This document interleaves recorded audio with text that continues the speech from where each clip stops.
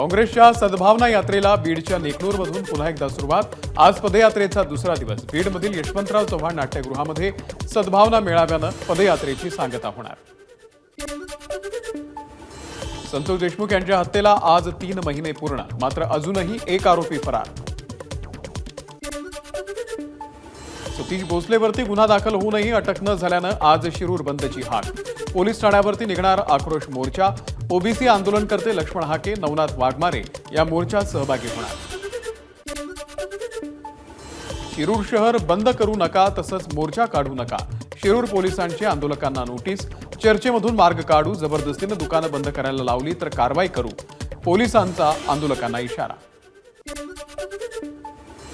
अर्थसंकल्पाच्या पूर्वसंध्येला राज्याच्या मंत्रिमंडळाची बैठक। सह्याद्री अतिथीगृहावरती बैठकीचं आयोजन। अर्थसंकल्प सादर करण्याआधी मंत्रिमंडळाची बैठक।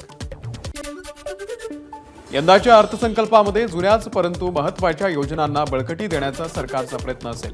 रखडलेले रस्ते आणि सिंचनाची कामं पूर्ण करण्यावरही सरकारचा भर असेल।